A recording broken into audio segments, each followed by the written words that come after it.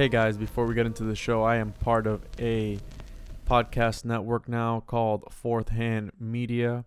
I will be plugging in my good friends at Strange Brew Podcast. This is their promo. Make sure to check their stuff out. Super funny guys, and they're into all the cool conspiracy theories that I'm into. So here it is. Are you easily offended? Because if you are, you should probably stop listening. Are you interested in the bizarre and unusual? Are you fascinated by the grisly sides of life? Are you the one that people call weirdo? Well then, you should get hip to Strange Brew Podcast, a podcast with a bunch of crazy Canucks. Tune in every week with Strange Brew's host, Tomcat aka Tom Thompson, And Billy Kirby, along with many different guests. as we drink booze and we discuss anything strange and paranormal, from serial killers to aliens and all of the above. So crack those beers. And toss on those tinfoil hats because it's about to get strange.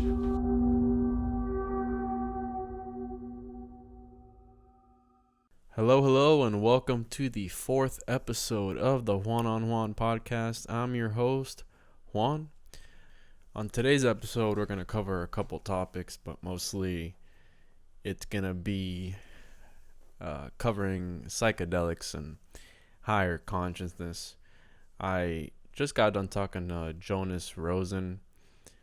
He has a YouTube channel. He makes content in regards to higher consciousness, psychedelics, DMT, things like that, UFOs, a little bit of everything, the juice. And we really started getting into it at the end, and it was picking up momentum, but unfortunately he had to go. We talked about this before I had started that we were on the time limit, but we're gonna do another episode in the future to really just let loose, because again, start spitting the truth, man. And he's an aspiring therapist. He's a psychedelic consultant. He does a few things. Interesting guy. You can check him out on YouTube. His YouTube channel is Cosmic Consciousness with Jonas.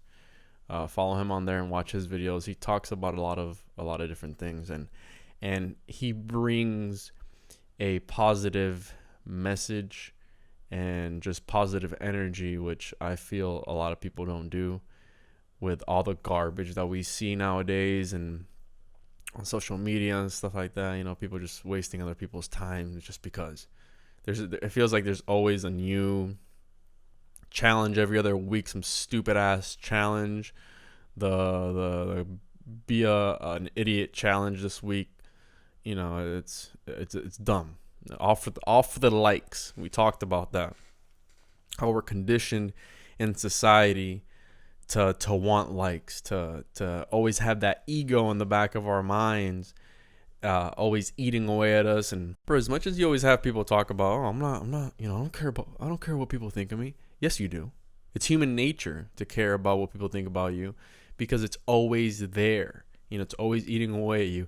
I'm going to make this podcast, and I said I'm not going to look at the downloads it's going to get, but guess what I'm going to do when it comes out? When I put on a new episode, I'm going to be looking at the views, going to be looking at how many times it was downloaded. Has it? And we let that affect our being, our moods, all these things. But again, I feel Jonas has a positive message, which, again, one of my goals when making this podcast was I want you to listen to this and leave with something more. Not just hear me rant about likes on social, I don't know, whatever. But I want you to learn something, like, a fun fact today you didn't know about XYZ. But today you do, So this is Cosmic Consciousness with Jonas Rosen. Enjoy, guys. And we're live. Welcome to the show, Jonas, and thank you for joining me today, man. We were just chatting for a little bit. I know you probably wanted to figure out, what you're getting yourself into before you. No, man, it's a pleasure to be here. It's a pleasure to be here. It's a pleasure to chat. I think we both got some interesting ideas to kick around. So yeah, let's see where this goes. So, who is Jonas Rosen? You said Rosen. Rosen. Who Yeah. is Jonas Rosen? Like, this is a question I ask everybody who comes on the podcast because I believe it's a question that we don't get enough, and it Hmm. just really makes you. And I know you're like a philosophical guy, so it really makes you stop for a second and think like, like who am I? Hmm. Yeah, I mean, it is a good question. This is, if you ask me, that question right there is touching on actually some of life's greatest mysteries. Like, I'm not trying to get like too philosophical or heavy right off the bat, but I kind of am, because for me, the self is a extremely profound mystery. I mean, I can start on kind of like the surface level. Jonas, like me, right now I am an aspiring therapist, an aspiring spiritual guide, psychedelic consultant.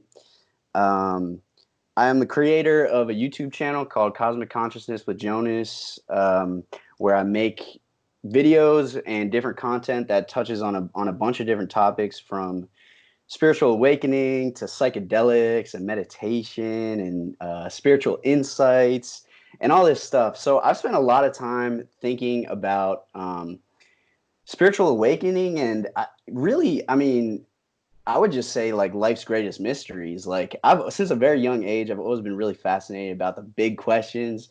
Where do we come from? What's going on? What is this mystery of life?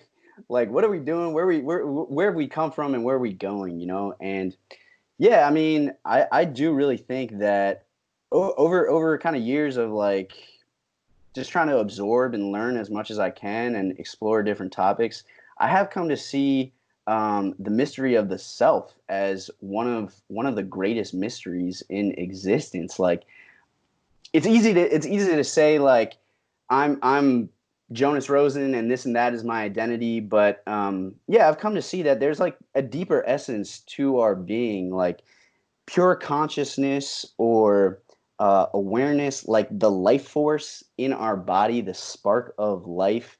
The only one thing about who or what we are that's never changed since day one. Like when we were just born, we didn't have this body, right? We were in a different body when we were just born. And we also didn't have the identity. Like, when I was just born, I didn't know my name was Jonas. I didn't know anything, in fact, about my identity, who I was. And yet, even from day one, I was still me. I was never not me, It's right? crazy. Yep. So, what is that pure essence? Like, what is that deeper truth, true nature?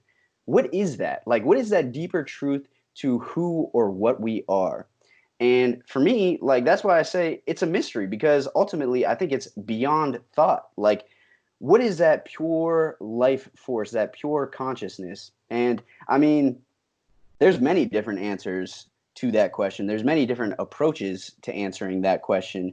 But it's worth noting that even the most cutting edge science, even the most brilliant thinker in the world, ultimately at the end of the day has no idea what consciousness is. It's a complete paradox, because consciousness is the most, like, we're being conscious is familiar to all of us. We all know it intimately well, because there's no experience of life possible without consciousness. And yet at the same time, we are a mystery to ourselves. Like, we all are conscious, and yet we don't know what consciousness is. There's something very fascinating about that. But kind of another angle which like I approach that idea, or that question of the self, is if you zoom out a little bit and look at the big picture, like on a cosmic scale, we're all expressions of the same underlying existence, right? Like, we're all children of this universe. We've all emerged out of the same source. Like, even if you just look at the Big Bang Theory, I'm just rapping at this point, so you can interrupt me or stop me at any point. Do But your thing, man. if if you look at the Big Bang Theory, for example, it tells us that, and pretty much all scientists agree that this is the most accurate way of understanding the history of the universe, is the Big Bang theory, that the universe has inflated, like cosmically inflated, which means that if you go back around 13 billion years ago, this entire universe started as a ball of energy that's smaller than an atom. Like literally smaller than an atom, this entire universe, the entire all of space and time. And it's truly incomprehensible to try to like wrap the mind around that. But that idea, it just demonstrates that we all started from the same source, right? Like we're all if you just keep going back into the history of the universe, at some point we all meet. At some point we are all expressions of the same infinite source. And that brings us back to this idea of like consciousness and the mystery of the self. Because yeah, we are human beings, and yes, like you're over there and I'm over here, and in a relative sense we're definitely separate, like we're not one and the same. But on a deeper sense, we very much are one and the same. We are expressions of the same ultimate source. It's like a lot of people compare it to waves on the ocean. Like you look there, there's one wave, you look over there, there's another wave, and those two waves are different and they're separate, but at the same time they are expressions of the same underlying ocean, and both waves ultimately on a deeper level are unified. I So agree. To add to that, uh, it's like that saying, we're spiritual beings having a human experience, because we've always been. But I think about what you said, and the cosmos, and I know we talked about before we started the episode about how I've seen different ideologies and different ideas, and I've gotten to the point where I believe in a higher power, because you can't just assume that we were a ball of dust somewhere in the universe, in the galaxy, and we came to be. You know what I mean? Like there had to be something that had to click to make sure that things are the way they are. And that's why I say, like, I believe in a creator and a higher power that's running the show, mhm. because of this. Because I feel that something, like consciousness. If you have some dust somewhere in the middle of the galaxy, it's not gonna think up to be like, hey, let's make this way. You know what I mean? Like they talk about the Big Bang, but it's like, what really came first, the chicken or the egg? So I feel that consciousness and science is just now starting to correlate, like spirituality with science, because Yes. they're starting to find a correlation, like together, like, hey, there's something here. And it's just now, quantum physics and all these things are starting to be like, wait a minute, there's probably something there. What is it? It's like dark matter. We don't know what that is. We know it's there. Gravity, we know it's there. We know the effects it has on things, but what is it? We don't know. Right. And it Right. just blows my mind. And you talked about asking all these questions from the very beginning. It's like I was actually thinking about this today. The first conspiracy that we're introduced to, like the dinosaurs. What took out the dinosaurs? Were dinosaurs even real? Another conspiracy that I got to when I was like in elementary is like the Bermuda Triangle. Like all these weird things going on, and these questions that you ask, and it's human nature to ask questions. And I was talking to somebody about this today. I recently got, speaking of the cosmos, I recently got a telescope for Christmas, Nice. and I was talking to my stepbrother about how a lot of people think, because again, I don't trust the government 100%, because they've they've been caught lying to us, and there's a lot of things that they're not going to tell us. For sure. NASA, it's an organization. It's run by the government. They talk about how a majority, almost all pictures of deep space is CGI. You know, So what is real and what is not? Because there are so many things that we don't understand on Earth. And you're gonna tell me, you know, 1 light year is 7 trillion miles. That's a lot. That how do you even like?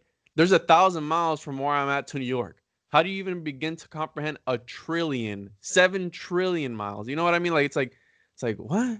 Mm-hmm. So when I got the telescope, for some reason, again, and this is because sometimes we talk without doing research and without thinking about things.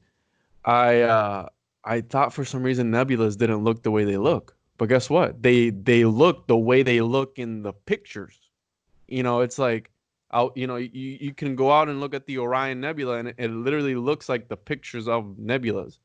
It's like there's different methods of taking astrophotography, you know, with different methods of exposures and stuff like that. So it might look fake, but it's really not fake. That's there, you know, that's a thing that's actually there. You know, all these celestial bodies, they are what they look like. And I just thought, you know, talking about the cosmos and how infinite everything is, it just amazes me that even if this thing really is, you know, 1,000 light years away, I can literally go outside of my backyard and look up, and it looks like it's right there. But Mm-hmm. but is it really that far away? You know, like all these different things, all these questions that you ask yourself, and I've always been amazed by space. And I know your uh your YouTube channel's Cosmic Consciousness. So it's like, you know, the cosmos, that it blows your mind. Mm-hmm. Um, and I know you talked a little bit about your YouTube channel. How has that transformed like your way? I know you've probably met a lot of people through there, and I know you have a decent following on there. How has that, you know, transformed your view on everything and exposed you to different ideas?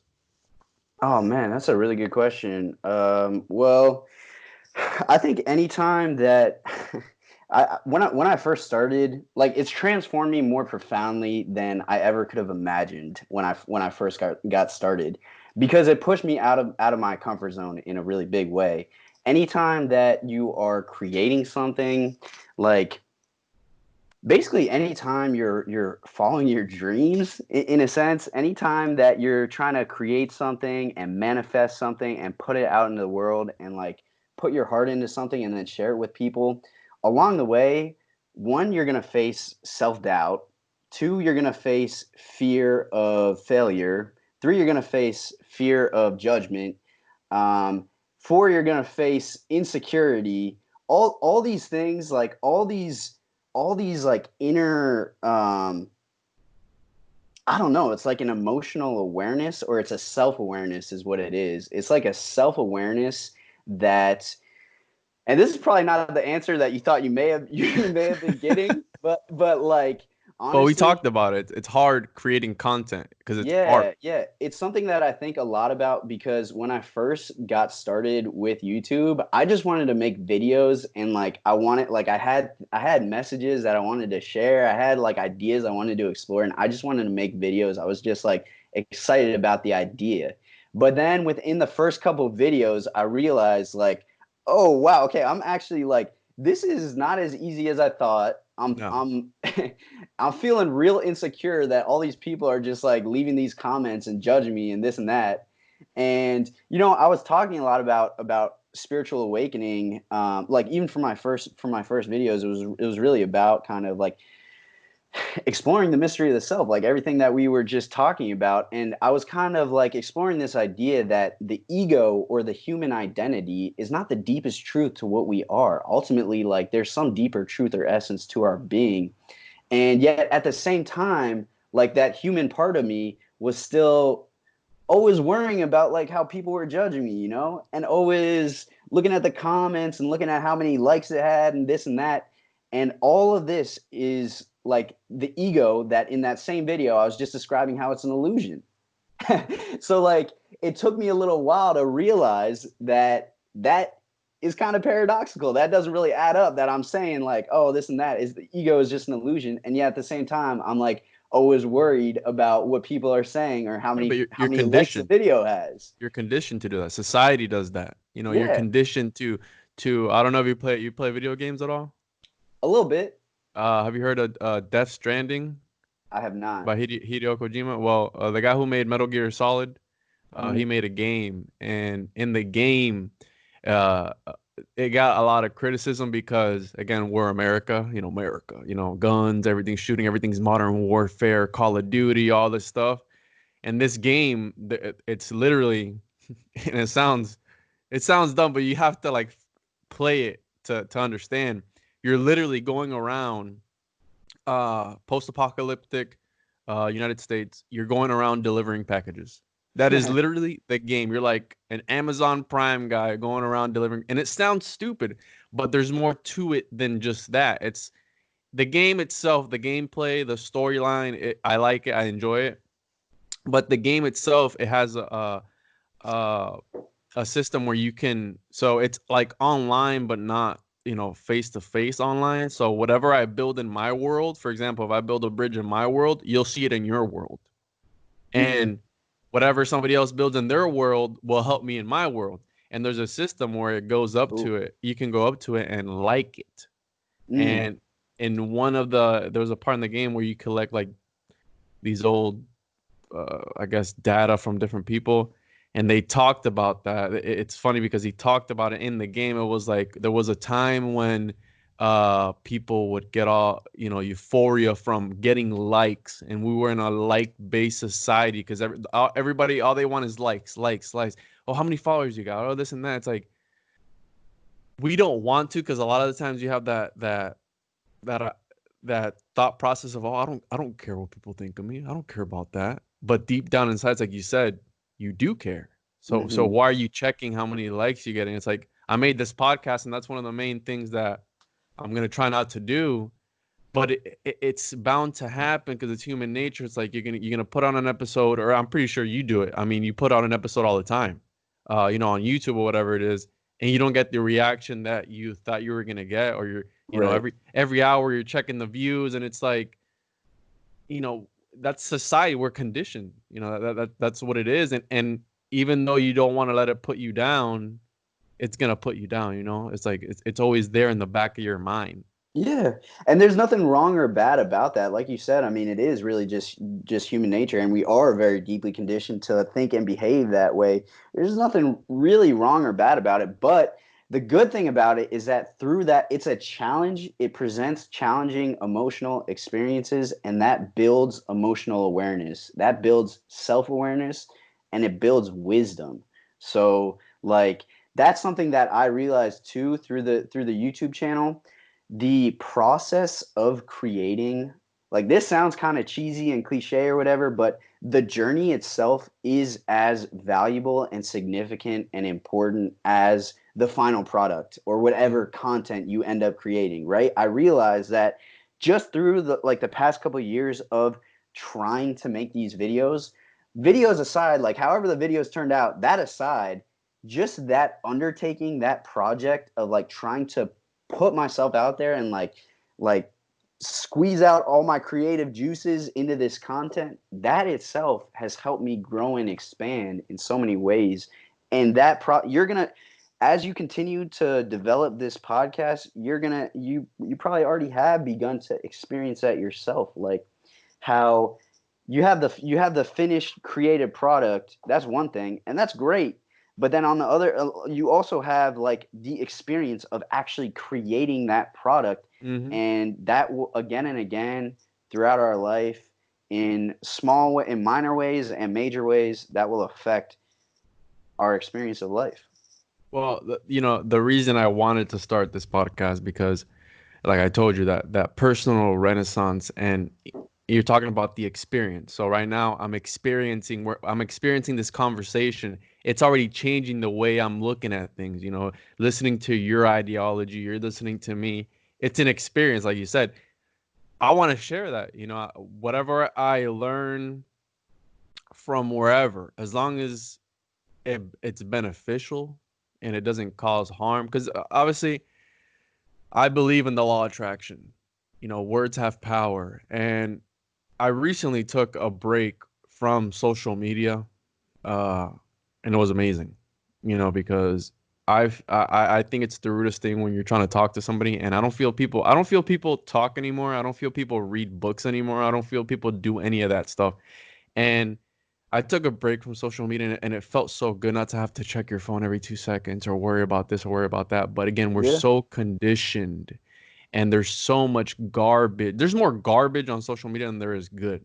And I'm the type of person that I feel like I listen to a lot of podcasts, and not just any type of podcast, like something that is going to benefit me. So something about either about business or about life or whatever it is, something that's going to benefit me. Like you can listen to garbage music or go through, well, some memes are really funny, but flip through memes or cat videos or whatever it is and waste time.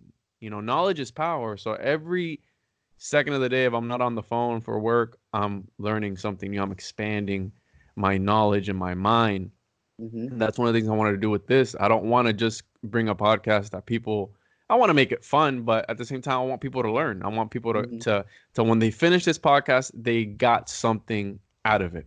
Mm-hmm. Like, oh man, I really learned that. Or, oh, that really inspired me, and again, I love it. I'm enjoying it. You say you have to enjoy the process as well. And I do enjoy it, and I wouldn't have reached out to you if I didn't enjoy your content, Yeah. because again, you're not going to have I'm pretty sure you experience a lot of hate too, especially with YouTube. It's toxic, again, social media, the internet, it's toxic. But the reason I went back onto social media after taking that break was because it's a powerful marketing tool. Mm-hmm. Essentially it can be a free, powerful free marketing tool if used correctly.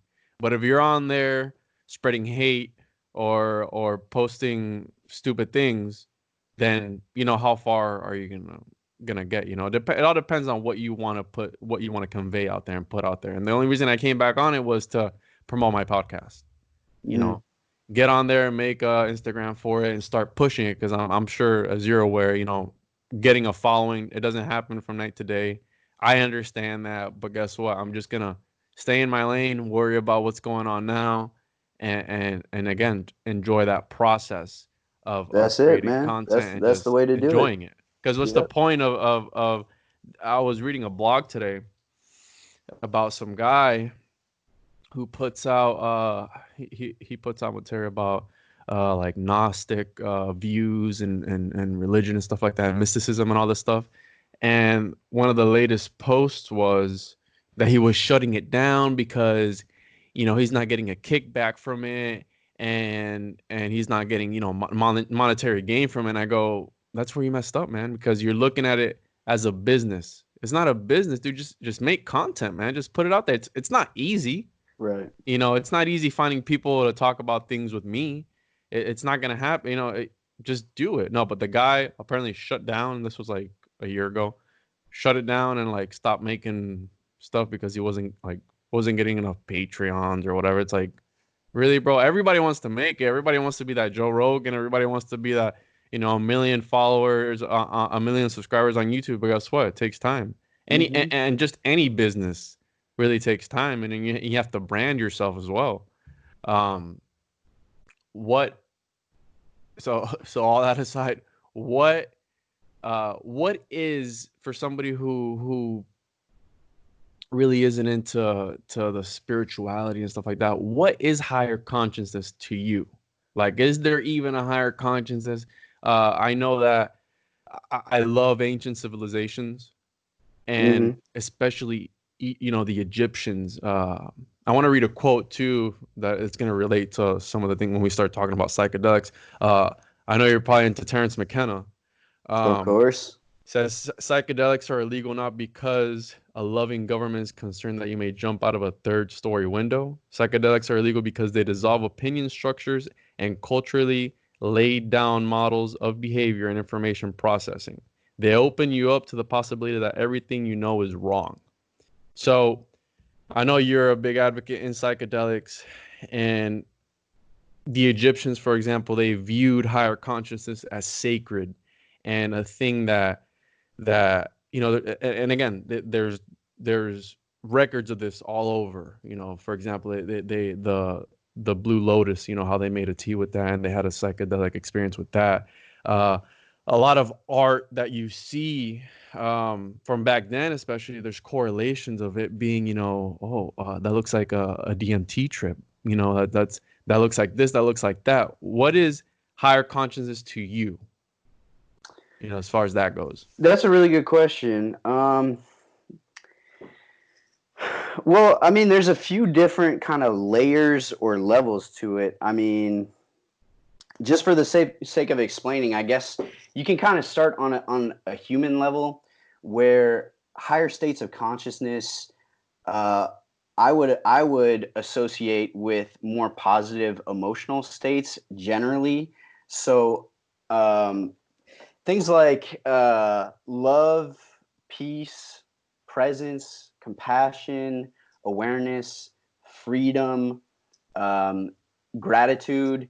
These I would generally associate with higher states of consciousness, where you're more expanded and you're more aware of the present moment. In lower states of consciousness, it's almost like a more constricted, more limited way of perceiving the world. And I would generally associate that with things like fear, rage, jealousy, where in those emotional states, not that they're bad or wrong. I mean, they are just a part of being human. But at the same time, in those emotional states, you're not.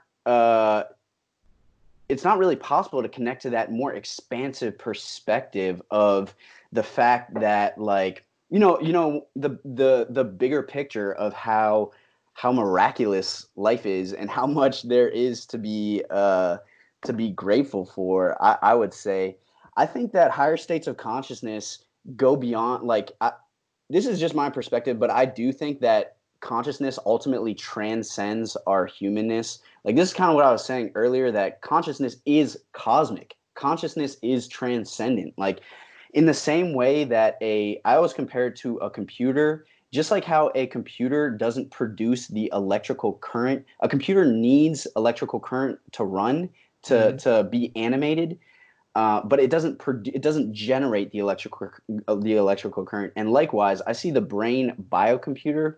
I don't in my perspective, the brain doesn't generate consciousness, but it's just like how the computer needs electricity to be animated. The brain needs consciousness to be animated and to come to life. So I would say that higher states of consciousness ultimately transcend this human lifetime, our human identity.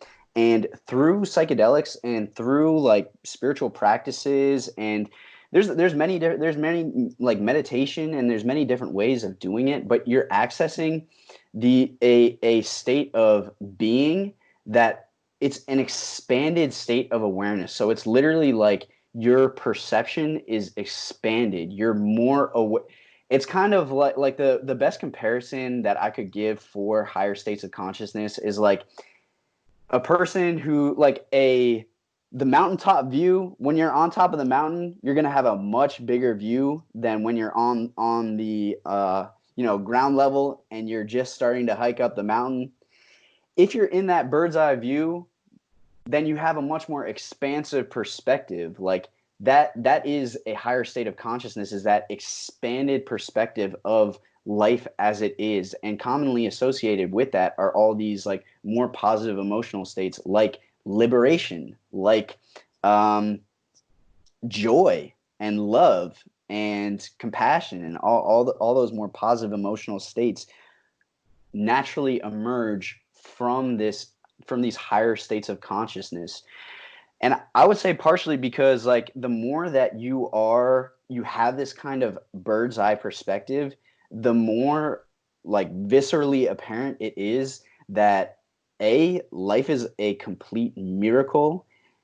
B, there is a tremendous beauty in the way that the cosmos has just kind of, like, self-organized itself into this incredibly vast and intricate and detailed and harmonious and beautiful existence.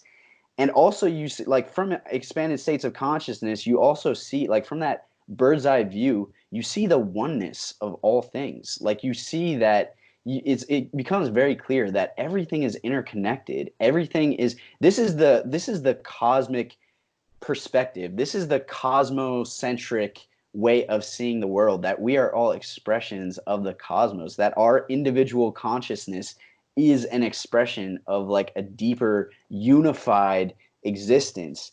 And so that's why like in these higher states of consciousness, as you begin to see from a more zoomed out perspective life as it is, without like all the human conditioning, like constantly judging the world around us and seeing separateness in all things, you see unity in all things.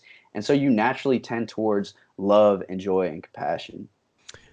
And speaking of that, so you associate it with happiness and the good things. Do you feel that somebody can use it for evil, or it can be evil? Like for example, when somebody, has like a bad trip, like what are your thoughts on that? Can it be used for bad, or is it only good all the Higher time? states of consciousness? Yeah. No, I don't believe that higher states of consciousness can be used for evil. I don't know. I mean, because the thing is, if you're perpetrating something that's genuinely evil on another person, then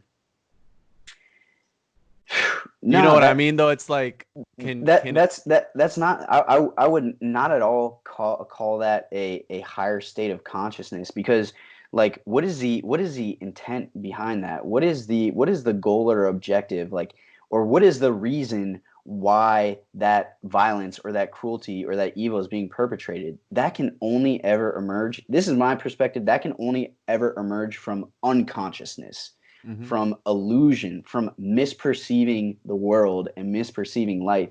That kind of evil, like intentionally perpetrating evil on others, that comes out of unconsciousness. That never comes out of consciousness. That who is it? I think it's Carl Jung. It talks about the subconsciousness as well. I'm Yeah. not sure.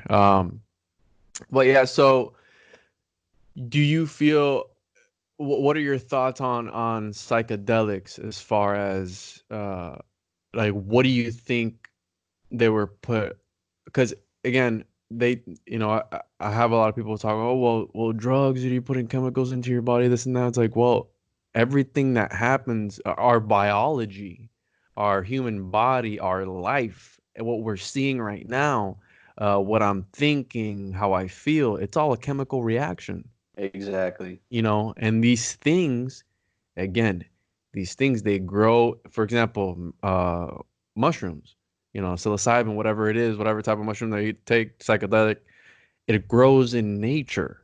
It comes from nature. It's not manufactured. It comes from nature. Yep. How is it that these people back then, how did they know that, for example, ayahuasca, how did they know, out of all the, how vast the Amazon rainforest is, all the Yeah. species of animals, species of insects, species of plants, how did they know to mix these two things here to be able to ingest DMT orally? How?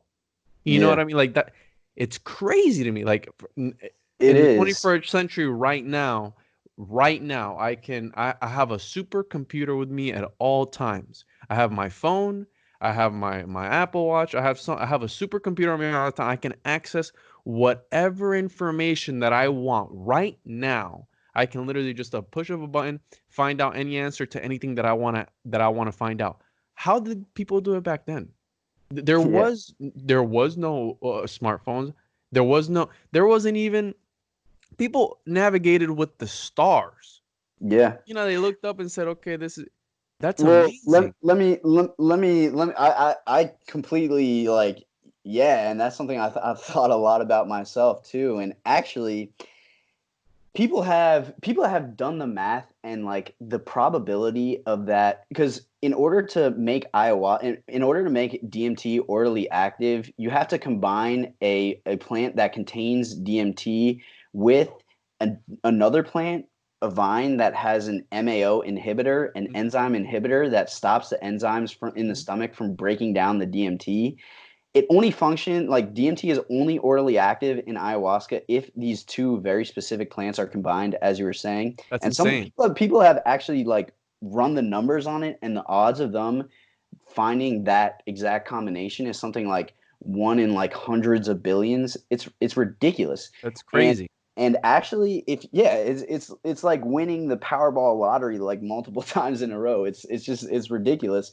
But actually, like if you ask the indigenous people themselves, like where did this knowledge, where did this sacred knowledge come from?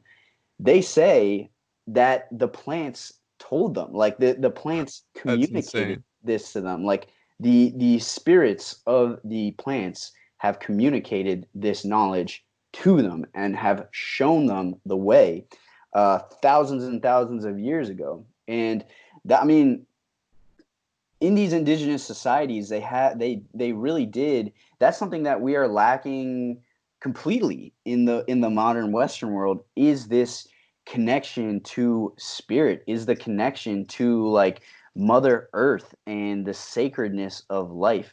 And that's something that they that was their entire life. Like their entire way of being was oriented around that connection to Mother Earth, around spirit. And so that opened up like doors of perception, if you want to call it that, communication with different entities potentially, or with different spirits, at least in their experience, that were able to give them these downloads and literally point them into revealing new secrets of life, such as how to brew ayahuasca. So and this is something we can this is, I'm gonna stop right there because we can branch out here, and there's two topics I want to talk to you about. So let's touch the psychedelics. I know you talk about DMT a lot, and I explained to you, DMT to me is very interesting, and eventually I want to try it. But it's obviously the strongest psychedelic there is. It's I have friends who won't touch it because they say it's crazy. I have Alex Gray painting in my room Yeah, right yeah, now, yeah. and I said this to a friend of mine. I said, "Man, if I was to see something like that, I would freak the hell out." Something. And I have another friend, and I told him, I was like, "Hey, listen, I got this painting." He goes, "Dude, that's a real place. That place that you're seeing there, that is a real place." What are your experiences with DMT in specific? I know I know there's different types of DMT, different, and each different type has their own different experience, but they all have similarities. And I don't know if it's a coincidence that everybody who does DMT experiences something similar. What are your experiences and your thoughts about DMT? Oh man, that's a big question because yeah, I do talk a lot about DMT because it's made such a profound impact on my life. And I mean, just that one question alone, I could probably write like four full books on it. But DMT has fundamentally changed my life. It has totally changed my perspective on life and the cosmos, everything. And the reason for that is when I took DMT, um, this wasn't my first psychedelic experience. I had already been kind of interested and involved in psychedelics. When I learned about DMT, it was like overnight I just became obsessively fascinated with this substance because I was hearing all these reports of people having these out of body experiences, traveling to other realms and dimensions which felt more real than this physical lifetime. All this stuff, meeting entities and extraterrestrial, extra dimensional beings, spiritual entities in these different realms, and basically describing what felt like a direct encounter with God. Like that's really the only way to put it. I mean, ultimately, it's so far beyond words, but that's the closest we can get. And so, yeah, I mean, just overnight, I was completely fascinated by this and was trying to learn everything I could and absorb as much information as I possibly could about DMT. Listened to a bunch of trip reports and all that. And finally, like a few months after that, I was like, all right, well, at this point, I just gotta try it because I've listened to there's only so much I can keep reading and Just like learning. anything, Like, I mean, yeah, until you're it's all about the experience, man. So absolutely. so uh So what type yeah, did you do? Like say it again. what type did you do? Okay. Yeah, so there are multiple types of DMT. The two that are really most well known and worth discussing, in my opinion, are one is called NN-DMT and the other is called 5-MeO-DMT. And NN-DMT, that's the one that I tried, and that's the one that's also found in ayahuasca. It's NN-DMT is a really fascinating mystery because one, it's naturally produced in the human body, endogenously in the human body. We all have DMT in us right now. And not only is it found in humans, it's found in a basically every mammal species and a huge variety of plants, plant and animal species naturally produce DMT. Like even common grass has trace amounts of DMT. And this is a really significant mystery is why does such a huge variety of plant and animal species have this one random molecule in them? And not only that, but this one random molecule happens to be the most powerful psychedelic molecule that we know of. How it, That's what I'm it's it, saying, man. it's a complete mystery, and interpret that as you will. In my perspective, I mean, I think that is it's like it's somehow like a message from the higher powers that be. It's somehow a message from life, like this is a key, this is a sacred key, use this for knowledge and growth and awakening and healing. This opens the door to sacred wisdom. And I think that's really the power and the potential that I saw in it, and that's why I became so fascinated by this mystery. Is because it became very clear at a certain point that this potentially, if used in the right way, not in all circumstances, but if used in the right way, DMT, there is no doubt, can be a key to giving us new insights into some of life's biggest mysteries, into life after death, where we came from, where we're going, the nature of consciousness, does God exist, is there such a thing as a soul, and on and on. Like basically all of the big life questions that have been debated since the dawn of humanity, that in some way, like DMT can give you insight into that question. And so that was really like the power and the value that I saw in it.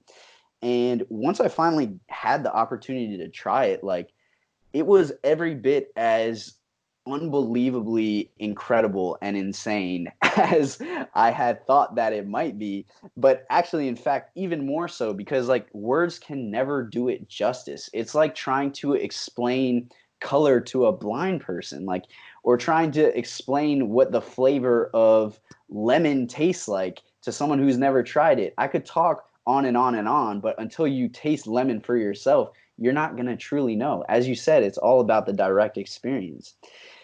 But yeah, I do really see DMT in a league of its own when it comes to psychedelics, and not everyone's going to agree with that. But in my perspective, it is. I mean, it really depends on like what you're trying to explore, or what like why you're interested in the psychedelic experience. But DMT uh, is unique in the sense that when you take DMT, it feels like a complete out of body experience.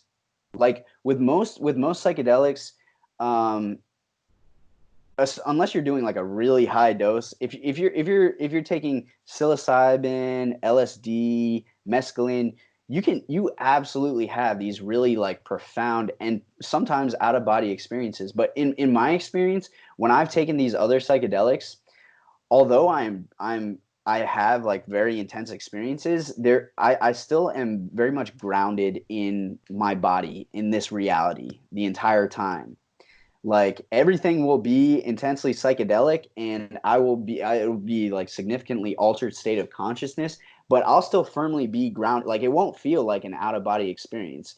Now, other people have definitely had out of body experiences with different psychedelics, but for me, that's why I say that DMT is in a league of its own, because every time that I've done a high dose of DMT or a breakthrough dose of DMT, it literally feels like the pure consciousness at the very core of my being, or the soul or the spirit or whatever you want to call it, has temporarily left the body behind. Like I'm no longer Jonas. Like my human identity has been stripped away. And this again gets back to like everything earlier that we were saying about the mystery of the self. But Mm-hmm. then in that state, it feels like people call it a breakthrough experience because it feels like you literally break through into a different dimension of existence. Like Sounds scary. it feels like, well, I mean, to some extent, it's incredibly intense. And it can be scary, like in the sense that a roller coaster can be scary. Mm-hmm. Like I would say a roller coaster ride, in some ways, is like a little bit of an analogy to the DMT experience, because you're going from 0 to 100 real quick. This is a very, very like intense and rapid shift in consciousness that happens.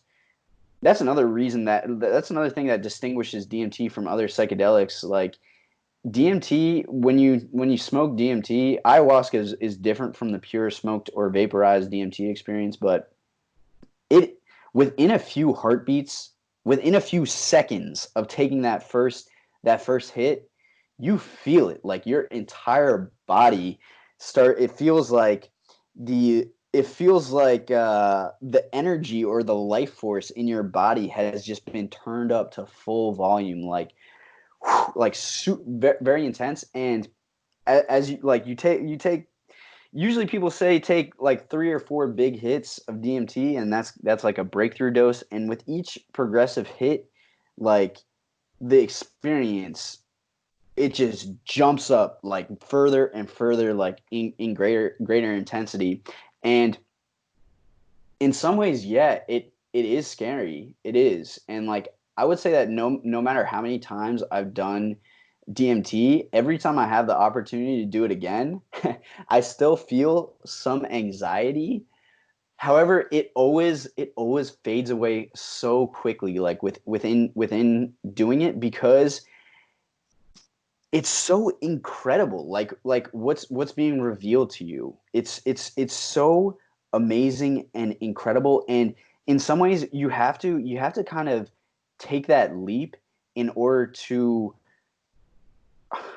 I don't know, in order to explore and discover and like gain these insights and gain this knowledge and gain these new experiences. Is kind of like how the early explorers, like when they were trying to make a map of the globe, like they would leave the port and they would sail out to sea.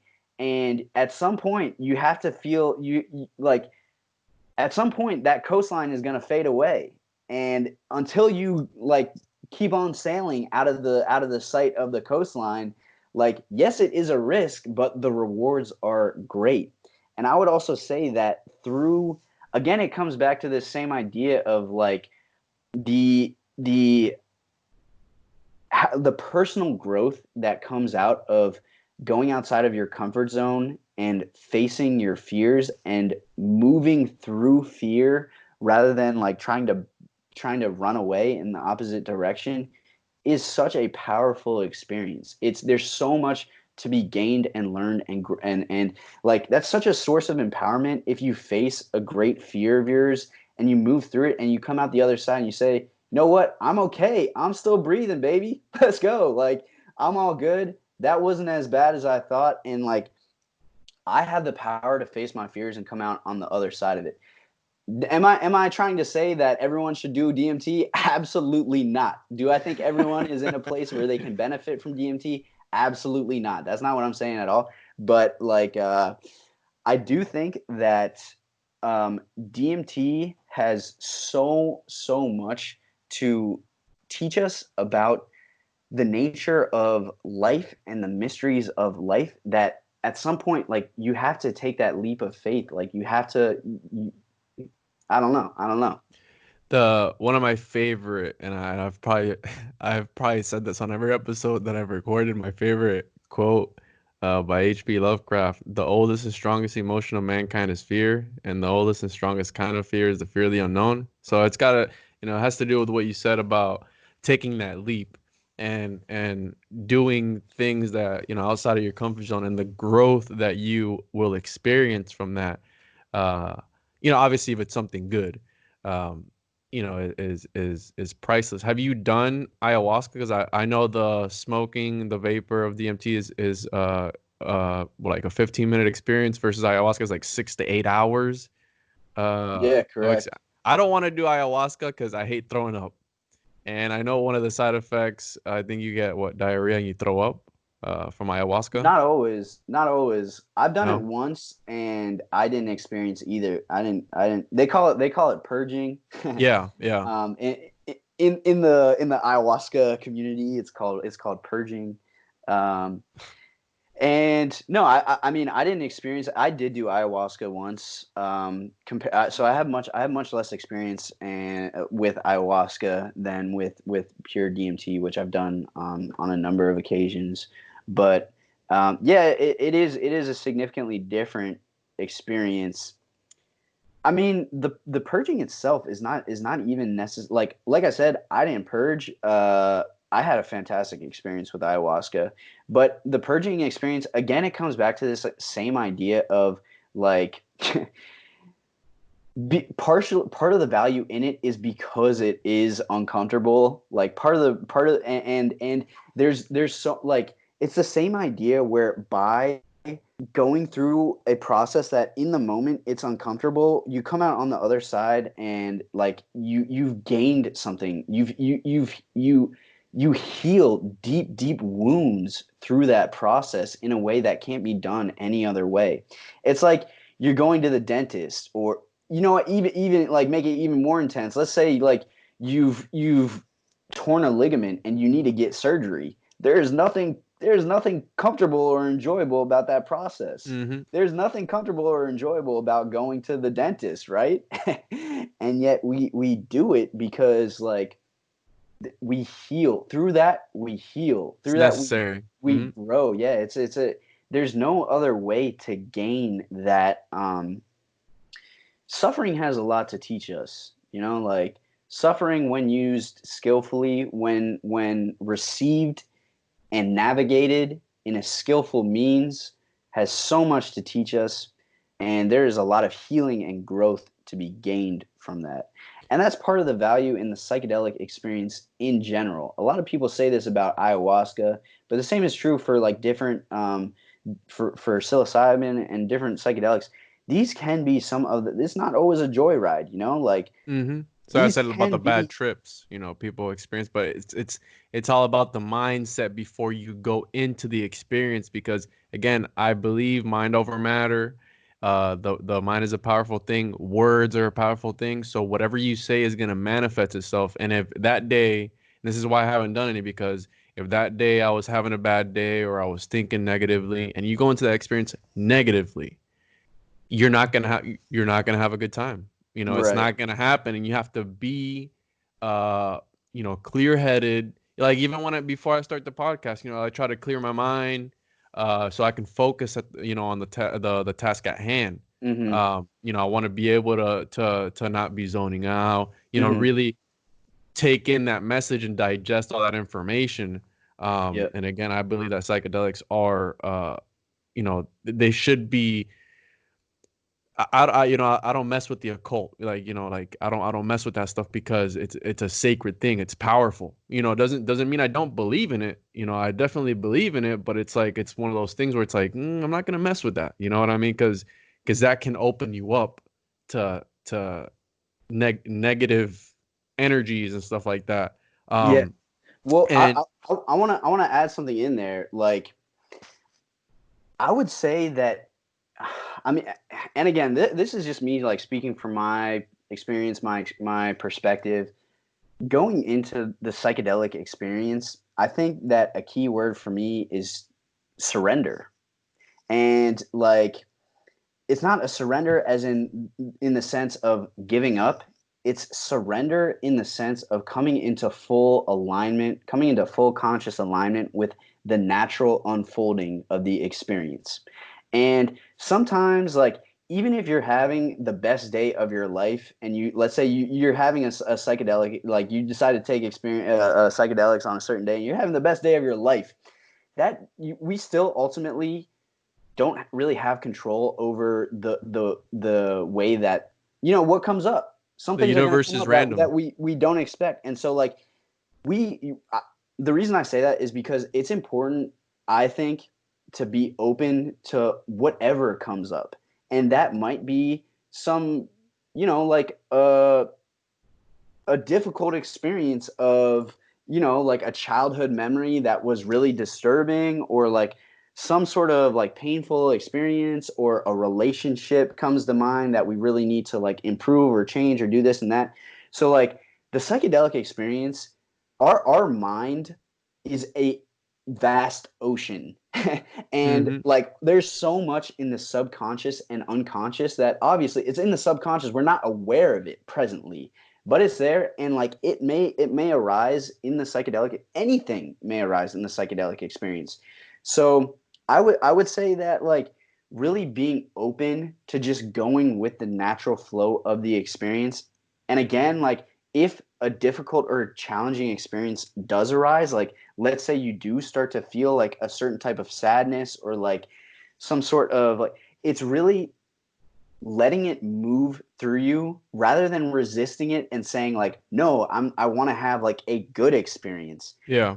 Even more powerful, even more transformative is if like you just let go of all that resistance, and again, like, surrender to the experience. Let it move through you. Like, let it be as it is. Let that's such a powerful, like, life lesson in general, I think, in a lot of cases, but especially in the psychedelic experience. Like, just letting life be as it is and letting it move through you. And that's where all the healing comes from. That's where all the healing comes from. And like like, in fact, the other approach, when you resist it, like when you say like, no, no, I don't want to like think about that, or like have that experience or do that, I want to have like a bright, happy experience. Yeah. It's actually that act of inner resistance that cycles the trip downwards into a further and further more difficult and more Well, challenging you experience. can't you can't enjoy, I think Kanye West talks about this. You can't enjoy the good if you don't experience the bad. Yeah. Like, one of the things I always talk about, it's like, you know, at night when you could breathe through both nostrils and then out of nowhere one gets clogged up, it's like you took advantage of all the times you had both. Not, you know what I mean? It's It's like something like that. It's like, damn, man, like, I true. took advantage of, you don't know what's that saying, they say you don't know what you have until it's gone. And that, that can be with life. If you have to take the good with the bad, like I got engaged last week, and Oh it's wow, like, thank you. congrats. It's like marriage, through health and sickness, like, you have to love them unconditionally and stuff like that. And uh you talked about DMT being in everything, and I find it so fascinating that the Egyptians, the pineal gland, how they knew that, they talk about that before you before you when you're born and before you die, you have a release of DMT in your body through the pineal gland. And I find it so crazy that, again, coincidence, I don't know. The Egyptians, the Eye of Osiris is the shape of that Right. organ in our body. And it's Yeah. like, we can't know for a fact if, yeah, we do release it when we die, because essentially they'd have to hook somebody up and kill them, to be able to know if that's really what's true. But for some reason, the Egyptians, and I go back to the Egyptians because I love Egypt. I love it. It's amazing what these people did. with, Yeah. we can't even replicate the things that, like, for the pyramids, even if we wanted to, we wouldn't be able to replicate them as Hmm. quickly as they did and on the scale that they did. If you look at some of these No megalithic way. structures Yep. of these ancient civilizations, how you're like, how, like, Yeah. you see pictures of people sitting, standing right next to them. It's like, how do you even, how do you, how? And Yeah. you talk about the deities that you see while on DMT. Like, do you feel and again, this is another tangent. Do you feel that maybe we're in a simulation and these things, these beings, whatever they are, maybe they're watching? Because I've listened to different experiences where people, they look up and they see a dome, or they'll see these, what they call the machine elves, or they see these intelligent beings when they break through, or whatever it is, that are recognizing them while they're having that experience. What are those to you? Because at the same time, I feel that DMT is a beautiful thing and it's a sacred thing, but at the same time, it's like, does it leave me with more questions than answers? Like, it's one of those type of experiences where you want to know, but at the same time, it's like it goes away so quickly that it's like, oh, like, I have more questions than answers now, and it's like you're trying to figure out the questions of the universe. Yeah. So do you feel that? And again, with religion, I don't have a problem with religion, but I feel that religion is, we're put into this box, and anything that's not, of the religion, oh, it's demonic, or oh, it's this. Like, I had a discussion with somebody, um, a story in the Old Testament, and I said, hey, do you know about this story? Oh no, I don't know about that story. That's really dark. Yeah, I was like, yeah, there's a lot of dark things in the Bible, man. There's a lot of weird. The Bible's a lot more interesting than people give it credit to be. And there's a lot of dark things in the Bible. And my problem with the Bible is that one translation says one thing, the other translation says the other thing, but then, when you question it, the first thing they tell me is like, well, you know, ask for guidance. It's like, no, I don't, no, I want to interpret, I want to interpret it, and this is how I'm interpreting. No, it's not like that. Uh, there was a story in the Bible. I was talking to somebody, and they're like, yeah, don't read the Old Testament. We don't believe in that. And it's like, wait, what? It's in the Bible, dude. Like, how are you going to tell me not to read it? It's like, no, go ahead and focus on the New Testament and just read that. And it's like, if you think something negatively, if you doubt, if you do this, if you do, and again, I'm gonna get slack for this because my family is Christian.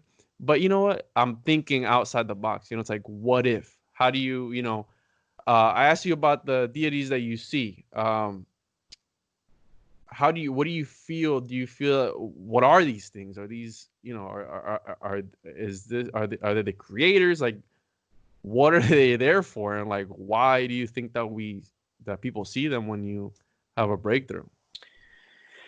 That's a really good question. And again, I can only share my perspective. Like, ultimately, it's a complete mystery, right? Like, who knows? Who knows?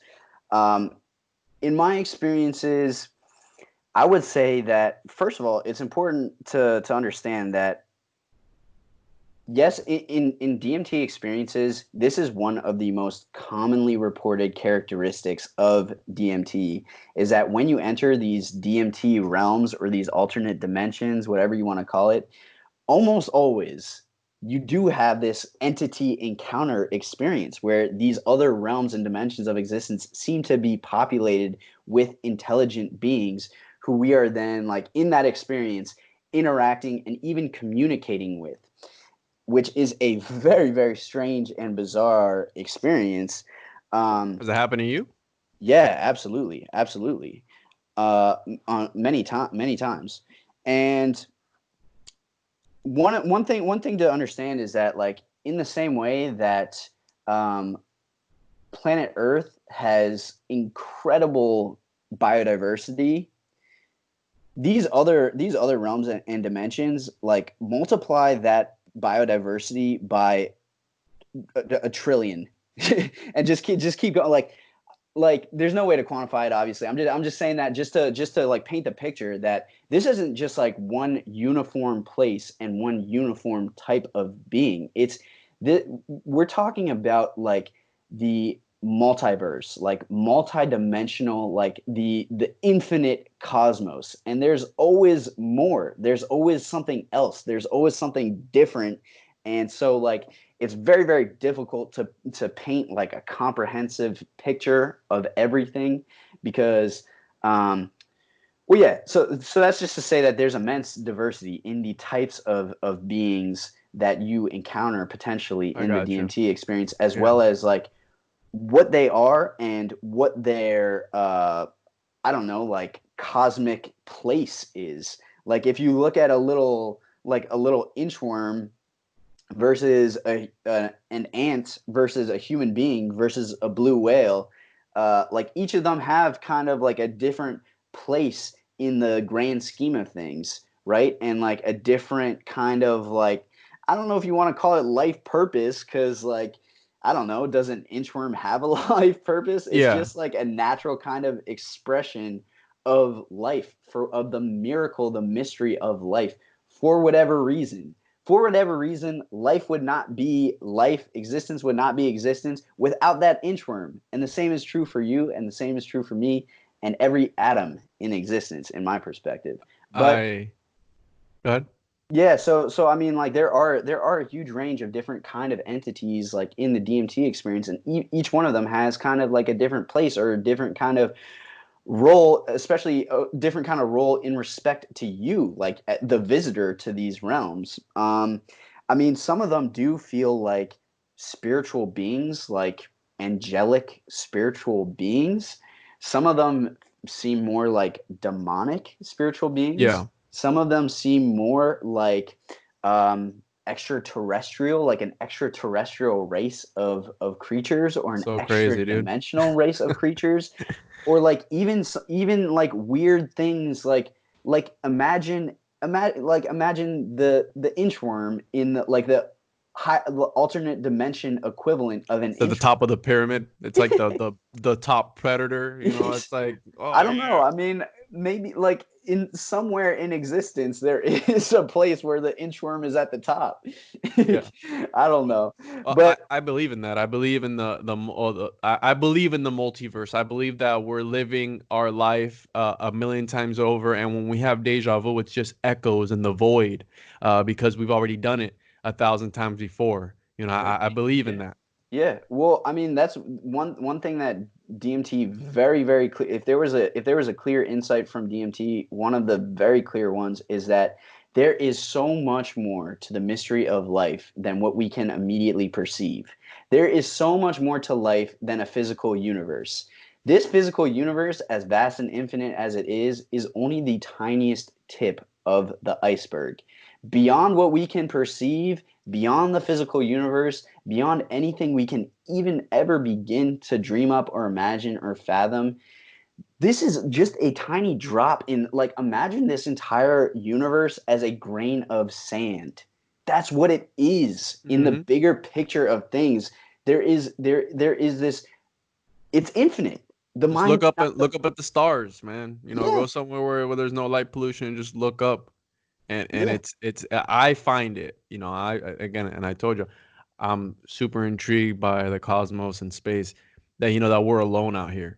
And so let's transition into this other thing. How do you feel about ancient civilizations? Like, have you heard of the Anunnaki? Do you know? Are you familiar with them at all? Because I know you post about UFOs and stuff on your YouTube page. yeah. Are you familiar with the Anunnaki? I am, yeah. I mean, I don't know all that much about them, but I do know a little bit. And yeah, I mean, ancient history is another kind of rabbit hole that I've gotten really, really fascinated in. Partially because there's so many like astounding and enigmatic sites all across the world. Like, yeah, the Great Pyramids, obviously the Giza Plateau. Like, there's so much crazy stuff going on the Giza Plateau, but all over the world. I mean, even like in Peru, in South Well, America. That's the thing. So you have the this is the theory again, not something that I might necessarily believe in, but if you're not 100% familiar with the Anunnaki, they are an alien species that were sent to Earth, and they essentially created mankind. Mankind was made as a slave race, and the reason I bring this up is because we can't ignore the facts. You talked about, Peru and all these. We can't ignore the facts. Number one, that most civilization, religions, we can't ignore the fact that it's usually the same repetitive thing, right? So there's evidence that there were these figures throughout history on different parts of the world, and again, this is all documented, through it's been etched into stone. These different characters, they all had the same similarities, and not only that, but you can't ignore the fact that all these different structures, they're almost the same thing. Pyramids, the correlation between pyramids, megalithic structures in India, and the structures in South America, there's a striking resemblance, and it's like, wait, did this come from the same people? That, is this, are we truly descendants from this alien race? Another theory, was Jesus Christ an alien, and that's the reason they killed him? That's out there, and it hurts a lot of people to think about it, and I'm saying it, but think outside the box for a second. But with religion and culture, you think about that, and no, dude, you're wrong. But Terence McKenna even said it. Again, I'm paraphrasing. In society, sanity is a certain level of alienation. So when you have other ideologies and other ideas and thoughts, if it's too crazy for these people, it's like, I'm gonna push you, they're gonna alienate you, and they're gonna push you away. But it's like, but why? It's human nature to doubt. In the Bible, I forgot the name of the guy. He doubted that Jesus Christ came back. And Terence McKenna talks about this. The story where he doubted Jesus Christ came back because he just saw him crucified. He's like, hey, listen, man, I just seen him get crucified. He's dead. And so he said, I'm not going to believe until I can touch the wounds in his hands. And Jesus Christ comes up and he says, hey, dude, go ahead and touch. And he touched the wound in his hands. And this is an analogy to life, to doubt and to question everything, because let's say that there are higher beings, the archons, whatever it is that are in charge of all this, that they might just be like, okay, here, touch the wounds, and they might show you the truth. And I live life through that. I always question everything, especially with the media. Right now, we have this war, not a war yet, but an escalation going on in the Middle East. It's like, the media is gonna push. Like right now, can we verify that they did? It just came out last night that they blew up some places that had U.S. troops. Can we verify that? I can't verify that. So right now, I'm being fed this propaganda that the media in the United States is telling me, like, listen, these people attacked U.S. soil over there, and we're gonna go to war with them. Guess what? I have no control over that. They're gonna do what they're gonna do. And again, question everything. It's like, is what they're telling me real? The universe, question it. And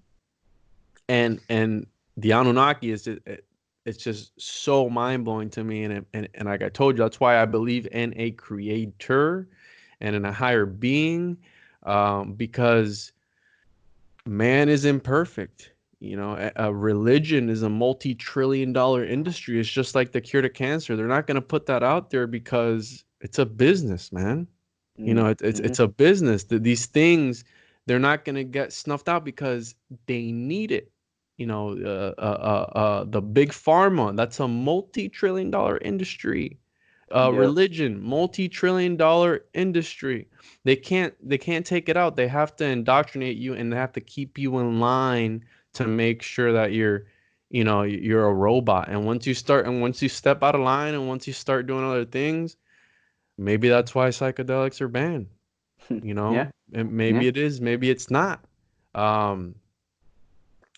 Again, what I don't know if you want to chime into that. I know I went off on like this crazy. No. I mean, I'm super interested in all that stuff, and One of the things, definitely, and remember when we first, and this is another thing, when we first took over Iraq, the first things they did was go to so a lot of these places, like Mesopotamia, Sumeria, all these places, I gotta remind you where it's at. It's where all these wars are going on, all these oppressed countries that are war torn, that are taken down, that can't come up. You know, when they first went into Iraq, they went to go look at ancient scriptures, and they stormed all these different places that had ancient knowledge. It's like, what? You know, you're looking for weapons of mass destruction. What are you doing in a museum? You know, what do yeah, these people have that they don't want us to know about, like the Dead Sea Scrolls? Have you ever heard of the Dead Sea? yeah, yeah, That, the Gnostics and all the knowledge that they had, that's like mind blowing. And I know you put out a video not too long ago where I don't know. Well, I think I saw you post a video about UFOs.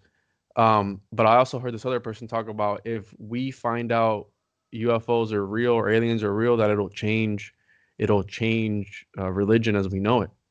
hmm Because what if there are extra? I believe that these beings are interdimensional. And that's the reason why you can't see them. Um, and I believe that they can just, from in a second, just disappear. yeah.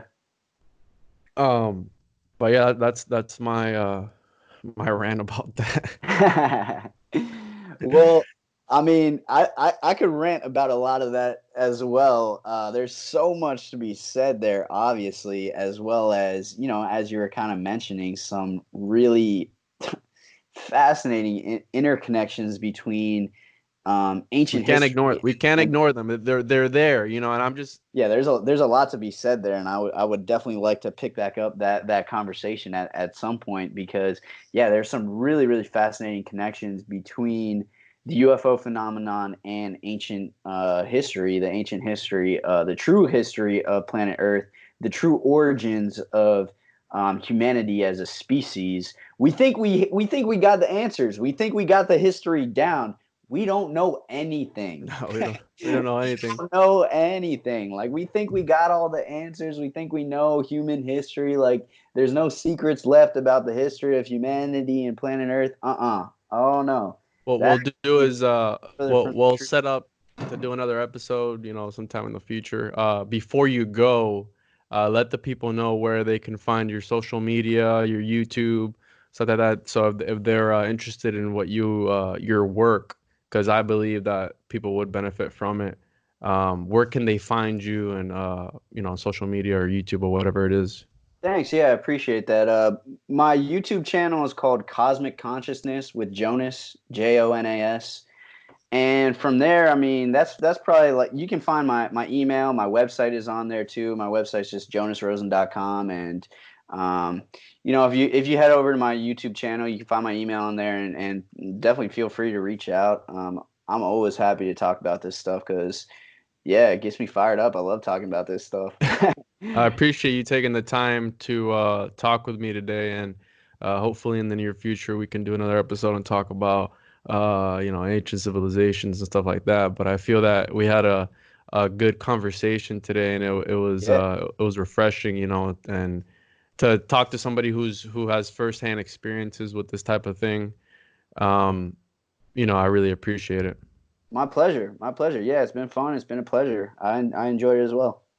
Thank you, Jonas. Thanks, bro. And there you have it, ladies and gentlemen. That was Jonas Rosen. Make sure to check out his work on his YouTube channel, Cosmic Consciousness with Jonas. Make sure to follow us on social media at the Juan Podcast.